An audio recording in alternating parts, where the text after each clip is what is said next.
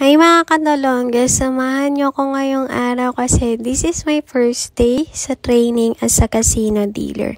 Hinatid nga ako ni Tolongges sa work ko kasi nga malapit lang naman siya. Nagmamadali nga ako niyan kasi ayokong malate sa first day ng training ko. Tsaka rin si Tolongges kasi may pasok, alauna yung pasok niya. So ayan, tinatanggalan niya na ako ng helmet kasi nga papasok na ako sa work ko. Sobrang pagmamadali ko nga, hindi ako nakapag-ayos niyan, hindi ako nakapag-makeup. Oo nga pala, sa casino dealer, kailangan sa grooming is pinaka-importante yan sa training. Siyempre, di ka rin dapat malate. Tignan nyo yung transition yan. Nakapag-makeup na ako, yan na. Then ito yung mga kasama ko sa training. Yan nga, nakapag-tiktok pa kami habang naghihintay sa trainer namin. Bawal sounds, baka maka-copyright tayo. Iba-voice over ko na lang yung kanta.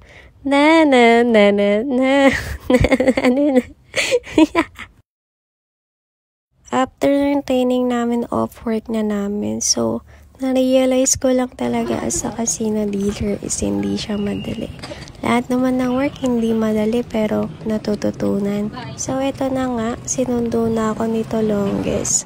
Galing pa yan sa work, dumiretso yan dito para masundo lang ako. Ayan na. May tsura niya, no?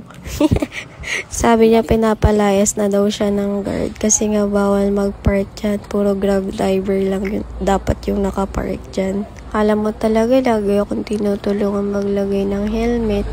Pero ngayon lang yan, for the vlog lang talaga.